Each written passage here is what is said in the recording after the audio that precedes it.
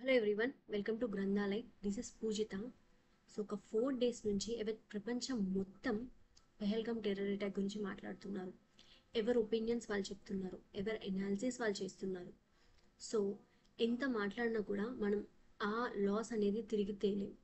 But మన Indian government ఈ కుట్ర వెనకాల ఉన్న ప్రతి ఒక్కరిని బయటికి తీస్తాము, వాళ్ళ వెనకాల ఉన్న వాళ్ళని కూడా పనిష్ చేస్తాము అని చాలా గట్టిగానే ప్రయత్నిస్తున్నాం. ఈవెన్ అపోజిషన్ పార్టీ కూడా మేము దీనికి మా ఫుల్ సపోర్ట్ చేస్తాము. గవర్నమెంట్ అధికారంలో ఉన్న గవర్నమెంట్, అపోజిషన్లో ఉన్న గవర్నమెంట్, అది ఏం లేకుండా అందరం కలిసి దీన్ని ఎదుర్కొంటాము అని అందరు సపోర్ట్ ఇస్తున్నారు. అండ్ దీనికి ఆపోజిట్గా మాట్లాడే వాళ్ళు కూడా ఉన్నారు. బట్ వాళ్ళ గురించి మనం అంత పట్టించుకోవడం అవసరం లేదు. సో అసలు ఈ పెహల్గామ్ అటాక్ ఎందుకు చేశారు అని ఒక డిఫరెంట్ యాంగిల్స్ నుంచి చూద్దాం. ఆల్సో మన ఇండియా ఎలాంటి ప్లాన్స్ తీసుకుంటుంది, పాకిస్తాన్ ఇప్పుడు ఏమంటుంది కూడా మనం ఈ వీడియోలో చూడడానికి ట్రై చేద్దాం. కాశ్మీర్లో ఇలాంటి అటాక్స్ అనేవి కొత్త ఏం కాదు. మనకి ఇండిపెండెన్స్ వచ్చినప్పటి నుంచి కాశ్మీర్ అనేది ఒక హాట్ సీట్. ఇలాంటి అటాక్స్ చాలా జరిగే ఉన్నాయి. బట్ మనం ఎప్పుడైతే ఆర్టికల్ 370ని అబాలిష్ చేశాము 2019లో, ఆర్టికల్ 370 కాశ్మీర్కి ఒక సెపరేట్ స్టేటస్ ఇచ్చే ఆర్టికల్ ఎప్పుడైతే మనం అబాలిష్ చేశామో అప్పటి నుంచి కాశ్మీర్ ఇండియాలో ఒక ఇంటిగ్రల్ పార్ట్ అవుతుంది.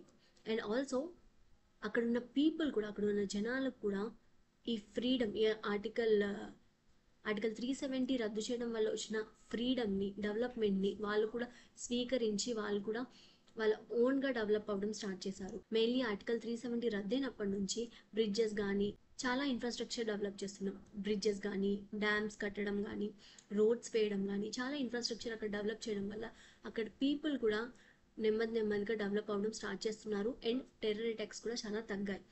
బట్ ఆల్ గోయింగ్ ఫైన్ అనుకునే లోపు 22 ఏప్రిల్ రోజు చాలా దారుణంగా టెర్రర్ అటాక్ అనేది జరిగింది.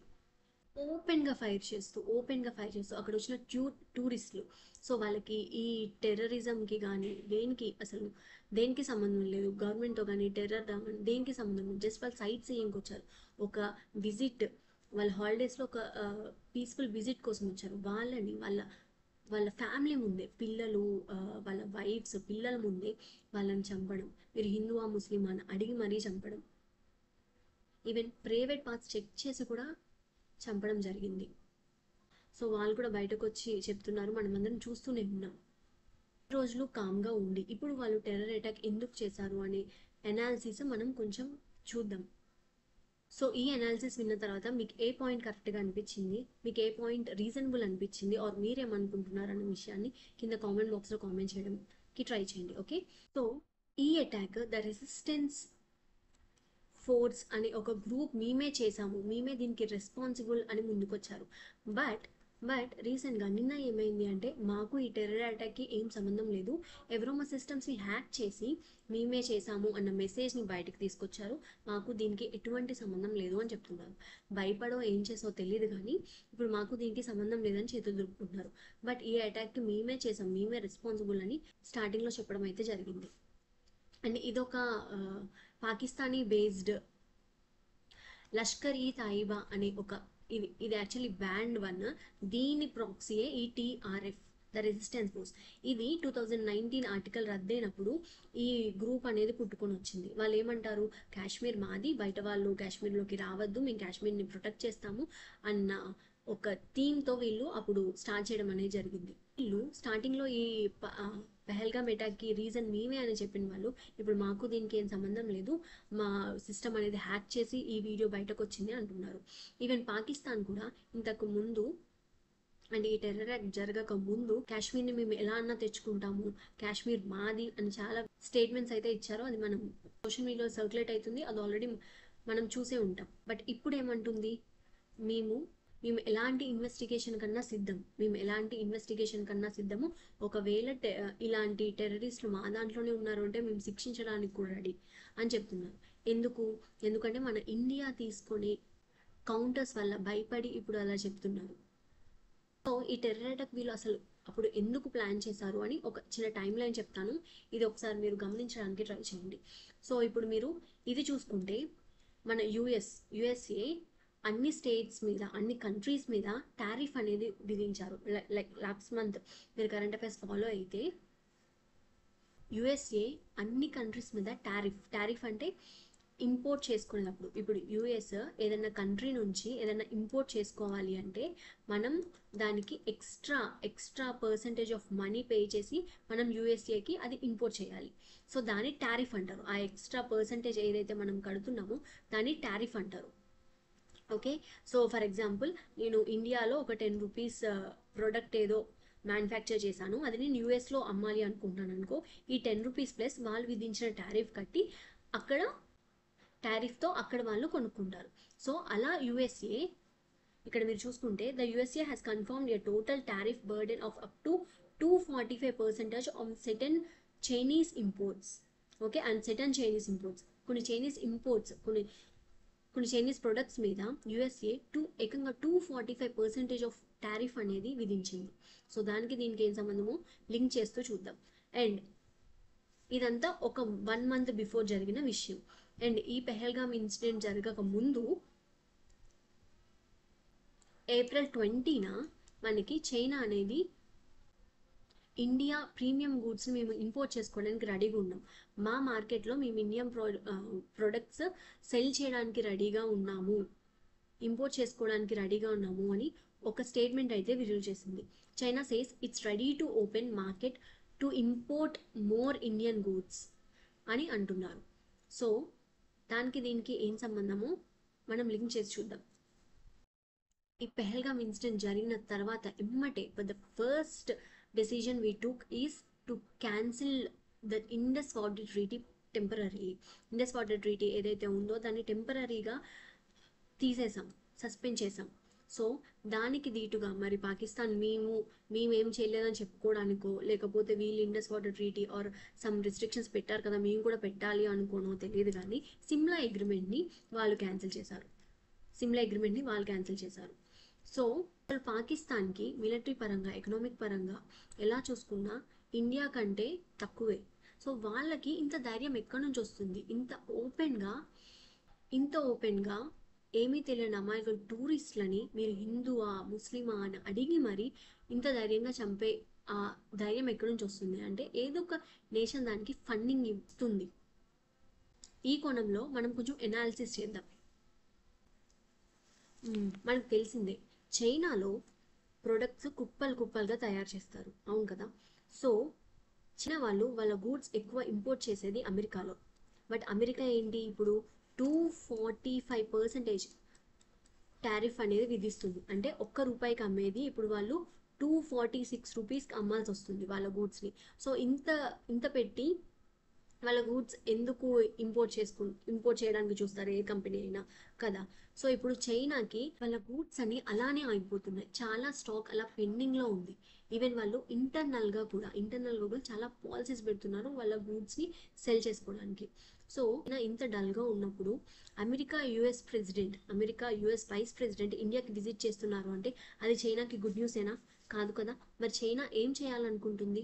ఇండియాలో ఒక చిన్న టెన్షన్ పుట్టించాలనుకుంటుంది, కానీ ఎలా? డైరెక్ట్గా పుట్టించదు. సో మీరు అబ్జర్వ్ చేస్తే టెర్రర్ అటాక్ తర్వాత అమెరికా కానీ రష్యా కానీ ఇంకా అన్ని దేశాలు సపోర్ట్ యూ అని ట్వీట్ చేశారు.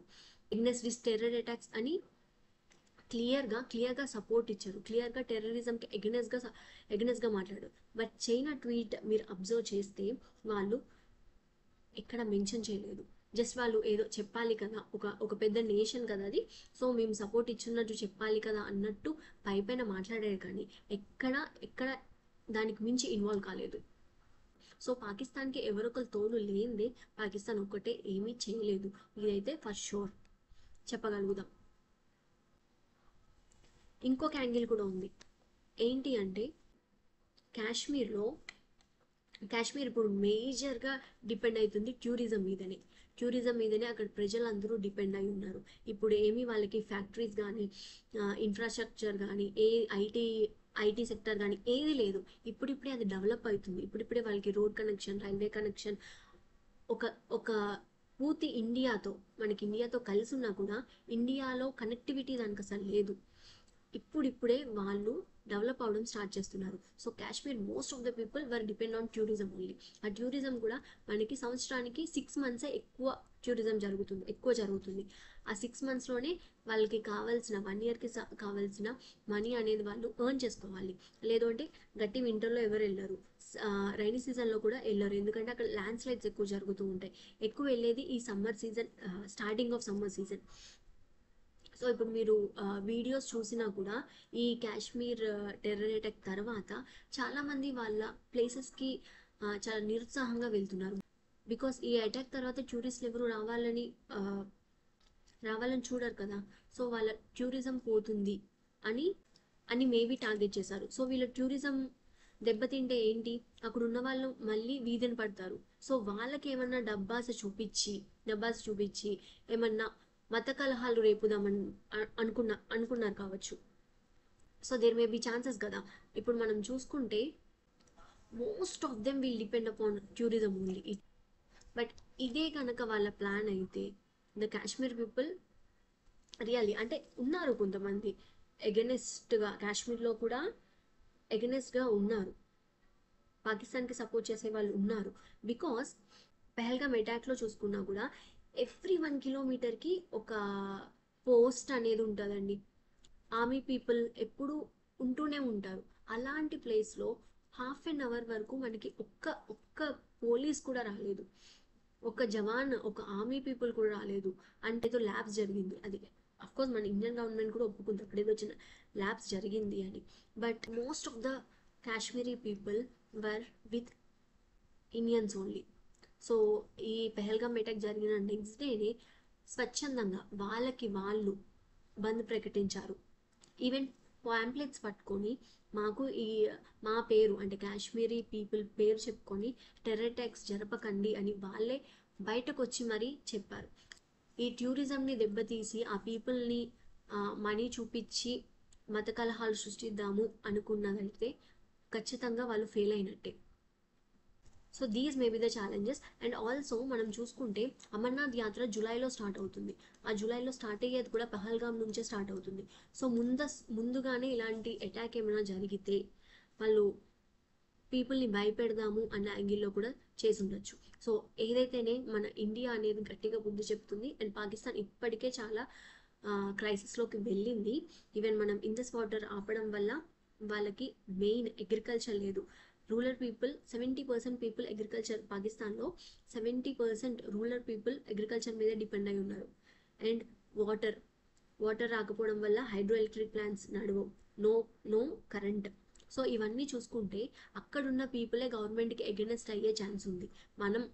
మనం వార్ పక్కన పెడితే అక్కడున్న పీపులే వీళ్ళు చేసే ఈ పనులకి వాళ్ళే రివర్స్ అయ్యే ఛాన్సెస్ ఉన్నాయి. సో ఇప్పుడు పాకిస్తాన్ ఆల్మోస్ట్ కాలబ్రేయానికి వస్తుంది. లైక్ మాకు దీనికి ఏం సంబంధం లేదు, కావాలంటే మీరు ఇన్వెస్టిగేట్ చేసుకోండి, we are ready for any type of investigation అని. సో వీళ్ళు నిజంగానే ఏం చేయకపోతే ఆ పహల్గామ్ అటాక్ వచ్చిన నెక్స్ట్ డేనే ఈ అనౌన్స్మెంట్ చేయాల్సింది. నెక్స్ట్ డే ఏవో పిచ్చి కూతలు కూసి ఇప్పుడు వచ్చి లేదు మాకు దీనికి ఏం సంబంధం అంటే ఒక 3 days తర్వాత అర్థమైందా వాళ్ళకి దానికి ఏం సంబంధం లేదని. Sense right. ఇండియా మాత్రం చాలా గట్టిగానే దీన్ని తీసుకుంది. అంటే వాళ్ళకి చాలా ఛాన్సెస్ ఇచ్చి చూసాము, చాలా వార్స్ జరిగాయి, పాకిస్తాన్ వల్ల చాలా మనం లాస్ అయ్యాం ఎకనామిక్ పరంగా. Even we loss so many people. ఇంకా మేము ఒక్కరిని కూడా పోగొట్టుకోదలుచుకోలేదు అని చెప్పి గట్టిగా బుద్ధి చెప్పాలని even India took many decisions. కానీ అమిత్ షా కానీ రాజ్నాథ్ సింగ్ గారు కానీ everyone is ready to take any decision. And even టెర్రరిస్టులు ఎల్ఓసి దాటి ఉన్నా కూడా వెళ్ళి ధ్వంసం చేస్తున్నారు. తొందరలోనే ఇవన్నీ క్లోజ్ చేయడానికి ఒక మంచి సొల్యూషన్ మనకి దొరుకుతుందని ఆశిద్దాం. సో ఈ పెహల్గామ్ అటాక్కి రెస్పాన్స్గా మన ఇండియా 5 మెయిన్ థింగ్స్ చేసింది. సో అవేంటో చూద్దాం. సస్పెన్షన్ ఆఫ్ ఇండస్ వాటర్ ట్రీటీని సస్పెండ్ చేశారు. ఫస్ట్ మనకి 1960లో పాకిస్తాన్తో ఈ ఇండస్ వాటర్ ట్రీటీ అనేది మనకి జరిగింది. సో దట్ సింధు నది, సింధు నది ఏదైతే ఉందో ఆ వాటర్ని ఎలా యూటిలైజ్ చేసుకోవాలి, ఇండియాకి పాకిస్తాన్కి అనేదే ఈ ఇండస్ వాటర్ ట్రీటీ. ఈ వాటర్ ట్రీటీని వరల్డ్ బ్యాంక్ మీడియేటర్గా మనకి ఈ ట్రీటీ అనేది సైన్ చేయడం జరిగింది. సో ఈ ట్రీటీ గురించి మనం ఆస్పరెంట్స్ పాయింట్ ఆఫ్ వ్యూలో నేను ఇంకొక సెపరేట్ వీడియో చేస్తాను. అంటే యాజ్ ఎ ప్రిపేరింగ్ ఆస్పరెంట్ మనం తెలుసుకోవడం చాలా important. So Indus water treaty గురించి నేను సెపరేట్ ఆస్పరెంట్స్ కోసం సెపరేట్ వీడియో చేస్తాను. ఇప్పుడుకైతే ఒక ఓవరాల్ వ్యూ అనేది ఇస్తాను. ఓకే, సో ఇండస్ వాటర్ని రద్దు చేయడం వల్ల పాకిస్తాన్లో చాలా క్రైసిస్ వస్తున్నాయి. Because Indus river and tributaries మన హిమాలయాల్లో పుట్టి ఇండియాని దాటుకుంటూనే పాకిస్తాన్కి వెళ్ళాలి. సో ఇక్కడ మనం వాటర్ ఆపితే ఈ వాటర్ పాకిస్తాన్కి వెళ్ళవు. అండ్ ఆల్సో పాకిస్తాన్లో ఈ పనులు చేయడానికే సరిపోయింది. వాళ్ళ దాంట్లో వాళ్ళకి వచ్చే వాటర్లో హాఫ్ కూడా స్టోర్ చేసే కెపాసిటీ ఉన్న డ్యామ్స్ కానీ రిజర్వాయర్స్ కానీ లేవు. సో వాళ్ళకి ఈ రన్నింగ్ వాటర్ మీద డిపెండ్ అయి ఉన్నారు. వీళ్ళు ఇలాంటి టెర్రరిజంకి సంబంధించిన వాటి మీద ఫోకస్ కంటే వీటి మీద ఫోకస్ చేస్తే వాళ్ళకి అట్లీస్ట్ మనం ఇండస్ వాటర్ ఆపినా కూడా వాళ్ళకి కొన్ని రోజులు సర్వైవ్ అవ్వగలే శక్తి ఉండేది. బట్ వాళ్ళు అలా చేయకుండా టెర్రరిజము, ఇండియాని ఎప్పుడు నాశనం చేద్దాం ఈ జబ్బుతోనే ఉన్నారు. కాబట్టి వాళ్ళు ఈ ఇన్ఫ్రాస్ట్రక్చర్ కూడా, డ్యామ్ వాటర్ స్టోర్ చేసే ఇన్ఫ్రాస్ట్రక్చర్ కూడా వాళ్ళకి లేదు. సో దీన్ని మనం ఇండస్ వాటర్ ట్రీటీని క్యాన్సిల్ చేసాం. అటారీ వాగ్ వాటర్ చెక్ పోస్ట్ని కూడా క్లోజ్ చేసాం. And Attari water check post through వచ్చిన వాళ్ళు మే ఫస్ట్ వరకు అందరూ మళ్ళీ తిరిగి వెళ్ళిపోవాలి పాకిస్తాన్కి మే 1 లోపు అందరూ తిరిగి వెళ్ళిపోవాలి అని మన ఇండియా గవర్నమెంట్ చెప్పేసింది. అండ్ ఆల్సో వాగా వాటర్లో దిస్ అ బార్డర్, పంజాబ్ దగ్గర ఉన్న బార్డర్ అనమాట. సో ఇటు పాకిస్తాన్ ఇటు ఇండియా కదా. ఇక్కడ గేట్స్ ఉంటాయి. ఎవ్రీడే ఈవినింగ్ ఈ గేట్స్ తీసి వీళ్ళు మన ఇండియన్ సోల్జర్స్ ఇక్కడ మార్చ్ పాస్ట్ చేస్తారు, వీళ్ళు ఇక్కడ మార్చ్ పాస్ట్ చేస్తారు. అండ్ ఆల్సో ఈ గేట్స్ ఓపెన్ చేసి వీళ్ళు షేక్ హ్యాండ్ ఇచ్చుకోవడం జరుగుతుంది. సో ఇప్పటికి చాలా వార్స్ జరిగాయి. ఈవెన్ 1971 బంగ్లాదేశ్ని లిబరేట్ చేయడానికి మనం చేసిన వార్ కానీ, ఈవెన్ 1999 కార్గిల్ వార్లో అప్పుడు కూడా మనం ఇలాంటి కఠినమైన డెసిషన్స్ తీసుకోలేదు. బట్ ఇప్పుడు మన పేషెన్సీని ఎంత లెవెల్లో టచ్ చేశారు అంటే we took all the decisions. Pahalgam attack తర్వాత రోజు షేక్ హ్యాండ్ అనేది ఇద్దరు నేషన్స్ ఇచ్చుకోలేదు. So this is the symbol of our end of our patiency. And అంతేకాకుండా సాక్ వీసా ఎగ్జంప్షన్ స్కీమ్ ఏదైతే ఉందో దాన్ని కూడా మనం క్యాన్సిల్ చేసేసాం. ఈ సార్క్ అంటే ఏంటంటే south Asian association for regional cooperation. ఇందులో 8 కంట్రీస్ ఉంటాయి. అంటే మన ఇండియా చుట్టుపక్కల ఉన్న కంట్రీస్ అన్నీ ఉంటాయి. సో ఇదేంటి, ఈ 8 కంట్రీస్ ఒకరికొకరు కోఆపరేట్ చేసుకోవాలి, ఒకరికొకరు మ్యూచువల్గా అసెస్ చేసుకోవాలి అని చెప్పి ఈ సార్క్ ఫామ్ చేశారు. సో దీంట్లో ఏంటి అంటే ఈ సార్క్ వీసా ఏంటి అంటే ఈ సార్క్లో ఎవరైతే ఉన్నారో ఈ 8 కంట్రీస్ వాళ్ళు కొంతమంది, అంటే ఒక 24 కేటగిరీస్ ఉన్నాయి, ఎటువంటి వీసా లేకుండా కంట్రీకి రావచ్చు. సో ఇది 1 ఇయర్ పాటు ఉండొచ్చు. ఓకే, అండ్ దీన్ని 5 ఇయర్స్ వరకు ఎక్స్టెండ్ కూడా చేస్తారు based on the reasons. So ఈ స్కీమ్ ఏదైతే ఉందో అది పాకిస్తాన్ వాళ్ళకి లేకుండా క్యాన్సిల్ చేసేసారు, పాకిస్తానీ నేషనల్స్కి క్యాన్సిల్ చేసేసారు.